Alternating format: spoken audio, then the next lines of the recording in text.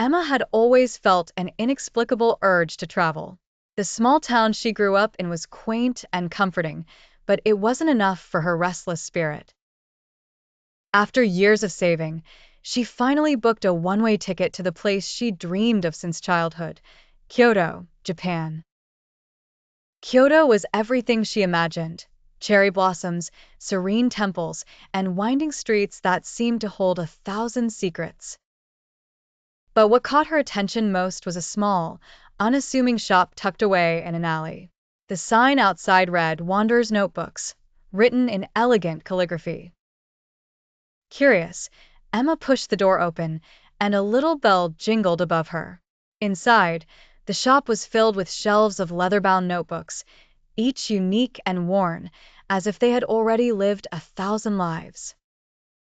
An elderly man with kind eyes stood behind the counter. "Welcome," he said with a gentle smile. "Looking for something special?"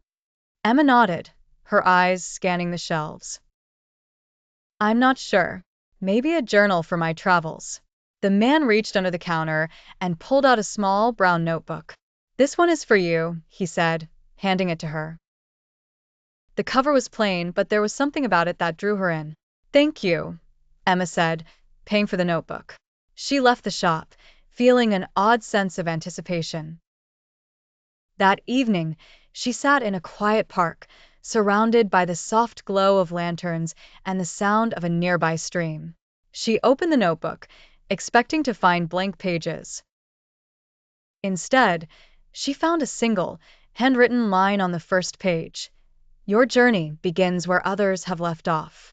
Puzzled, Emma flipped through the pages. They were filled with entries from other travelers, people from all over the world, each sharing a piece of their journey. The entries were dated, some from years ago, others from decades past.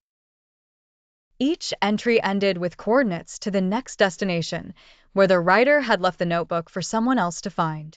Emma felt a thrill of excitement.